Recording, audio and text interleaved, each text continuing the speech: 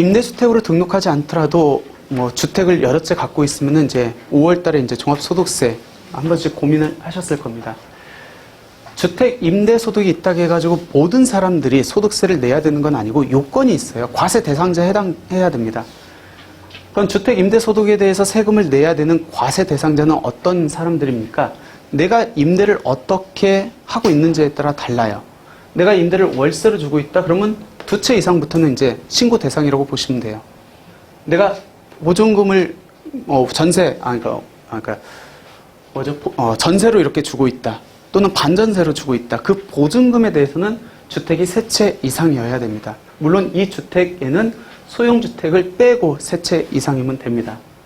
근데 만약 이런 과세 대상자에 해당했는데 내가 소득세 신고를 안 하고 사업자 등록도 의무적으로 해야 되는데 안 했다라고 하면 이제 가산세가 부과하겠다는 거죠. 그러니까 그동안 솔직히 주택임대소득에 대해서 많이들 신고 안 했죠. 최근에 들어서 이제 과세관청이 이렇게 가산세도 부과하고 있고 관리하겠다고 하니까 이제부터 이제 조금씩 100%는 또 오픈을 안 하고 조금씩 이렇게 오픈하고 있는 상황입니다. 그러면 제일 중요한 게 내가 과세 대상자에 해당하는지 안 하는지가 이제 중요하겠네요. 그거는 임대를 어떻게 주고 있는지하고 주택 개수에 따라 달라지겠네요. 근데 주택 개수를 어떻게 판정하냐면 주택 임대소득 과세 대상자 판정할 때 나하고 배우자 것만 합산을 합니다. 자녀권은 또는 직계 존속권은 포함되지 않아요. 한 집에 같이 살고 있어요. 남편이 한 채, 내가 한 채 갖고 있습니다. 이 남편 집에 내가 거주를 하고 있고 내 건 임대 주고 있어요. 그리고 한 집에 자녀가 또 주택을 갖고 있어요. 그럼 양도소득세에서는 1세대 몇 주택이에요? 3주택. 종부세에서는 그냥 개인별로 한 채씩 갖고 있는 꼴이겠죠. 인별과세니까. 그럼 주택 임대소득 과세 대상자 판정할 때는 나하고 배우자 것만 포함돼요. 그럼 얘는 빠지겠죠. 그럼 2채예요. 2채.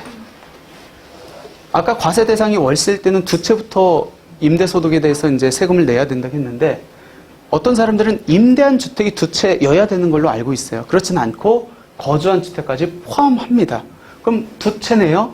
얘 임대 주고 있으니까 만약 얘를 월세를 주고 있다. 그럼 과세 대상자에 해당하는 거고 얘를 전세를 주고 있다. 그러면 과세 대상자에 해당하지 않겠네요. 그렇게 이제 판정을 하는 겁니다. 그러니까 제일 중요한 게 내가 과세 대상자에 해당하느냐, 해당하지 않느냐 그 판정하는 거고 그거는 나하고 배우자의 주택수만 갖고 판정을 한다. 그럼 과세 대상자에 해당했어요. 그러면 소득세 어떻게 계산합니까? 임대 수익 금액, 1년 동안 임대 수익 금액이 얼마인지에 따라서 소득세 신고 방법이, 계산 방법이 달라진다는 겁니다. 만약 임대 수익 금액이 개인을 기준으로 해가지고 2천만 원 이하다. 그러면 분리과세나 종합과세 중 내가 선택할 수 있어요. 선택의 폭이 넓다는 거죠. 근데 2천만 원 초과한다? 종합과세로 신고를 해야 됩니다. 그럼 여기서 분리과세, 종합과세의 의미가 뭡니까? 분리과세는 내가 다른 소득이 있다 할지라도 그거 다 합산하지 않고 얘만 갖고 계산하겠다. 어떻게? 소득금액의 14%만 적용하겠다는 겁니다. 그럼 분리과세로 되면은 내가 타소득이 있다고 했을 때 굉장히 유리하겠네요. 종합과세는 만약 주택임대소득 외에 내가 다른 소득, 금융이라든지 사업이라든지 근로소득이 있으면은 걔 것까지 합산해서 과세하겠다는 겁니다. 그러면 내가 타소득이 있으면은 종합과세로 간다 하면은 세부담이 클 수밖에 없겠네요. 그럼 분리과세로 했었을 때 세금 계산이 어떻게 되고 종합과세로 갔었을 때 세금 계산이 어떻게 됩니까? 이제 그게 이제 핵심이겠네요. 근데 그 분리과세인지 종합과세인지 여부는 뭘로 갖고 주택임대 수익금액을 갖고 판정한다. 그래서 먼저 수익금액을 어떻게 산정하는지부터 한번 볼게요. 수익금액은 3가지를 계산해서 합산합니다. 먼저 임대료, 월 임대료 곱하기 임대월수. 이건 간단하게 계산할 수 있을 거고, 두 번째는 간주임대료입니다. 이거는 보증금하고 전세 갖고 그 금액의 60%의 이자율을 곱해서 솔직히 그렇게 많이 나오진 않아요. 그리고 이 간주임대료는 주택이 3채 이상여야 이제 간주임대료를 계상합니다. 소형주택이 있으면 빼고, 그리고 이제 관리비까지 포함해서 계산을 합니다. 근데 대부분 이제 관리비는 생각을 않고 계시죠. 근데 원칙은 관리비까지 포함돼야 된다. 이렇게 계산된 금액이 이제 2천만 원이 이하냐, 2천만 원 초과되느냐에 따라서 내 신고 방법이 달라집니다.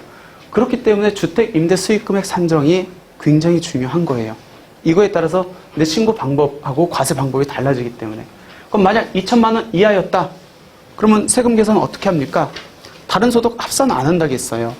그러면은 2천만 원 이하라고 하면은 이거는 총 수익이잖아요. 근데 종합소득세이기 때문에 소득, 이익을 계산해야 되거든요.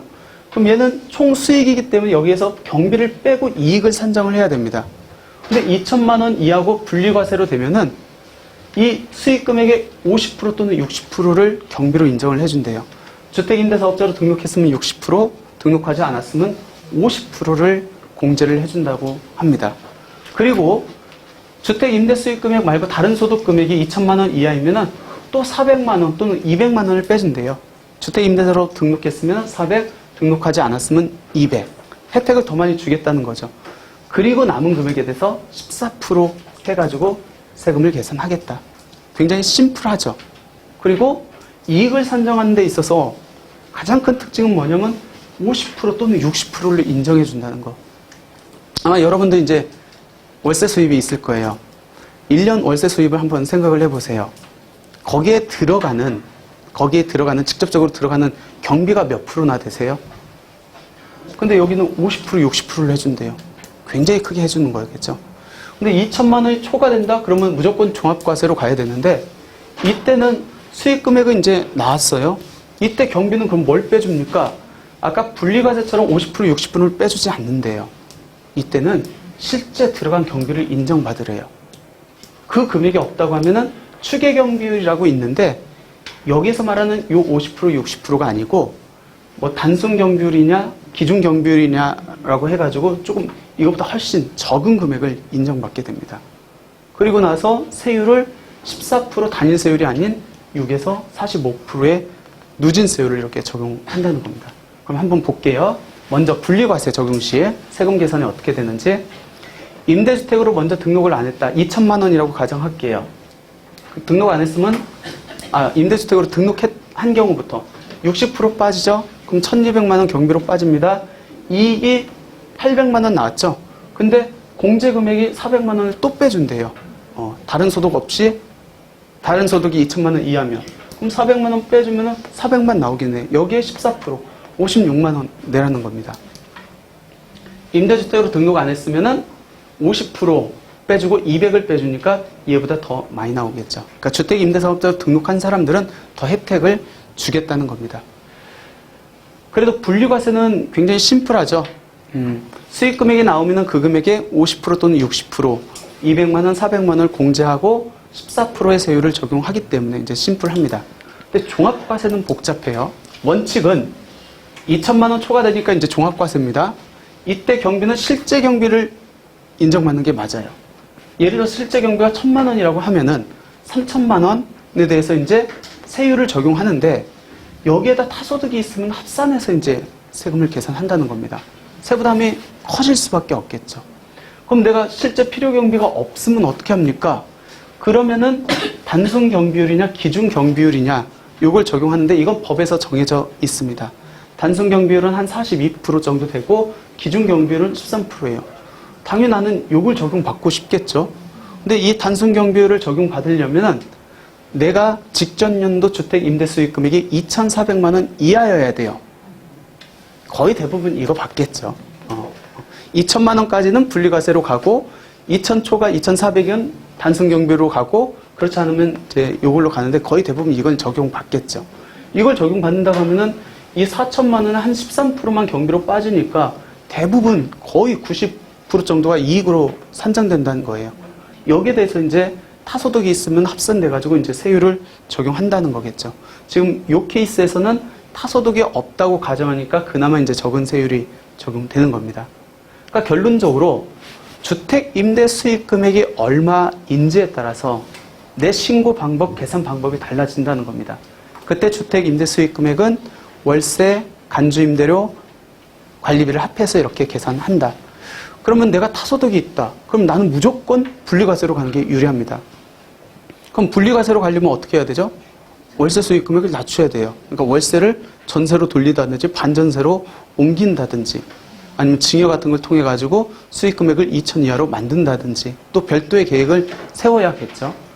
아무튼 이렇게 이제 소득세가 과세가 되고 있는데 주택 임대사업자로 등록해 가지고 일정 요건을 충족하면은 아까 산출세, 요 산출세액에서 일정 부분을 감면을 해준다는 겁니다.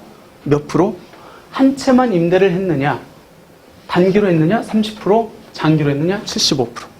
두 채 이상 임대를 했으면 단기로 했으면 20%, 장기로 했으면 50%. 내가 주택을 단기로 등록했는지 장기로 등록했는지 주택, 임대주택이 몇 채 있는지에 따라서 얘기가 달라진다는 거예요. 당연히 장기로 한 채만 한 게 제일 크겠죠. 그래도 장기로 여러 채 있다 50% 해주니까 꽤 그래도 적은 금액은 아니죠. 큰 금액이죠. 예를 들어서 산출세액이 1,000만 원이 나왔는데 50% 깎아준다고 하면은 굉장히 그래도 크겠죠. 그럼 이 혜택을 받으려면 어떤 요건을 충족해야 됩니까? 가장 중요한 게 국민주택 규모이어야 됩니다. 이 주택 임대소득세에 대한 감면을 적용받으면 그리고 기준시가가 6억 원 이하여야 됩니다. 근데 보통은 이 가액요건이라고 하거든요. 이 기준시가 얼마 이하? 이 가액요건을 적용받을 때 보통 수도권 밖은 3억 원이 있는데 얘는 무조건 수도권도 6억 원까지 이렇게 적용된다라는 거 보시면 될 것 같고 임대주택 언제 등록했는지에 따라서 4년, 8년, 10년이 이렇게 달라진다. 얘도 당연히 5% 증액제한 준수해야겠죠. 언제부터? 2019년 2월 10일 이후 임대차 계약 체결분부터. 그리고 얘도 종합소득세니까 국세죠. 양쪽 다 등록해야 세제 혜택을 적용받을 수 있다라는 겁니다. 모든 주택 임대사업자에 대해서 다 적용되는 거예요? 예, 맞습니다. 요건만 맞으면 다 적용 가능합니다. 근데 이제 생각할 게 만약에 내가 주택 총수익 금액이 2천만 원 초과된다 하면은 주택 임대 수입뿐만 아니라 타소득도 포함될 수 있잖아요. 근데 우리가 2천이 초과되면 종합과세라고 하거든요. 그러면 세금 계산은 이 종합소득세 산출세액은 주택 임대소득만 갖고 산정하는 게 아니고 타소득도 합산되니까 이 산출세액 600만 원에는 여러 가지 소득이 섞여 있을 거란 말이에요. 그럼 아까 감면을 해주는 데 있어서 얘를 뭐 75% 감면을 받는다라고 했었을 때 이 600만 원에 75%를 감면해 주는 건 아니겠죠. 왜? 요 안에 녹아들어 있는 주택 임대소득에 대한 산출세액만 해주겠죠. 그래서 사례를 들어보면은 근로소득 금액이 5천만 원이에요. 주택 임대소득 금액이 2,500만 원이고 산출세액이 600만 원이 나왔을 때 600만 원에 75%한 채를 임대하고 있다고 가정할게요. 75%를 감면해 주는 건 아니고 600만 원 안에 이 주택 임대소득 금액에 대한 산출세액이 얼마인지를 발라내서 거기에 대해서 75%를 해주겠죠. 그럼 600만 원 갖고 이 두 개 합한 금액분의 주택 임대수익 금액하고 여기에 75%니까 150만 원 정도 이렇게 받는다. 그러니까 다른 소득으로 인한 산출세액까지 혜택은 주지 않는다라고 이렇게 보시면 될 것 같아요. 그러면은 우리가 지금 자진말소, 자동말소가 되고 있습니다. 예를 들어서 잠깐만요. 뒤에 사례가 있네요. 그러면 그건 뒤에서 말씀드리고 아무튼 이렇게 이제 소득세 감면이 되고 있는데 최근에 이제 이슈가 됐던 게 이 감가상각 의제와 관련된 내용인 것 같아요. 왜 그러면 세액 감면을 적용받는 거잖아요. 저희가 종합소득세에서. 그럼 세액 감면을 적용받으면은 감가상각 한글로 의제를 한대요. 그러니까 처음 듣는 분들은 용어가 조금 생소할 수 있습니다. 어떤 내용이냐면 감가상각 의제라는 규정이 있어요. 세법에. 말 그대로 감가상각을 하지 않았지만 한 것으로 의제하겠다라는 겁니다. 왜 이런 규정이 있냐면 우리가 감가상각이라는 게 임의상각제도라고 하거든요. 예를 들어서 건물에 대해서 감각을 상각할지 안 할지 상각한다는 것은 보통 30년, 40년으로 나눠가지고 그 3, 40년으로 나눈 금액을 경비로 반영한다는 의미거든요. 그러니까 감가상각을 임의로 내가 이거를 할 수도 있고 안 할 수도 있어요. 그러면 임의로 상각할 수 있기 때문에 감면이 굳이 적용되면 내가 저거를 굳이 쓸 필요가 없거든요. 감면 적용될 때 쓰면 나한테 손해거든요. 그러니까 그때는 감가상각을 의도적으로 반영하지 않고 감면이 적용되지 않았을 때 그냥 두었다가 임의상각제도이기 때문에 그때 사용하면은 내가 세부담을 의도적으로 회피할 수 있어요. 그거를 방지하기 위해서 감면을 받은 경우에는 감가상각을 하지 않았지만 감가상각으로 한 것으로 보겠다. 이런 규정입니다. 그럼 뭐 소득세 감면을 적용받으면은 내가 비록 필요 경비로 감가상각을 반영하지 않았다 할지라도 감가상각 한 걸로 본다. 그거는 맞는 말이에요. 그건 맞는 말이에요. 근데 문제는 뭐냐면 그러면 그 의제된 금액이 내가 이 주택을 나중에 팔았을 때 취득가액에서 차감되느냐, 이제 그게 쟁점이 됐었습니다. 왜냐면 취득가액에서 차감되면은 양도 차익이 더 벌어지겠죠? 그럼 양도세를 더 많이 내야 된다는 입장이잖아요. 근데 실질적으로 나는 경비로 넣은 게 있어요, 없어요? 없잖아요. 그냥 세법상 상각한 걸로 본다는 거잖아요. 그래서 여기에 대해서 이제 세무사님들이 의견이 많았죠. 실제 필요 경비로 반영되지 않았기 때문에 감가상각 의제된 건 맞지만 나중에 양도세 할 때 취득가액에서 차감되는 건 아니다. 그냥 어떤 분들은 차감돼야 되는 게 맞다. 그 근거는 뭐냐? 양도세에서 필요 경비에 대한 규정, 법 조문에서 어떻게 돼 있냐면 필요 경비에 산입하였거나, 근데 우리는 산입하지 않았어요. 요 문구 때문에 그래요. 산입할 금액이 있을 때는 취득가액에서 차감한다. 산입할 금액, 요 산입할 금액에 감가상각 의제한 금액이 요걸로 봐야 된다.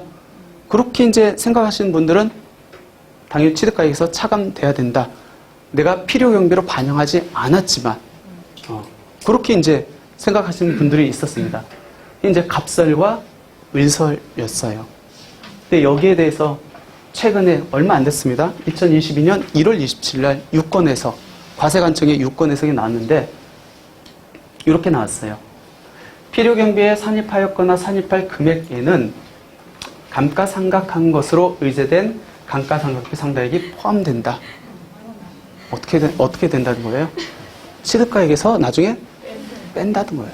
근데 개인적으로는 저는 이 유권에서는 잘못 나왔다고 생각하거든요.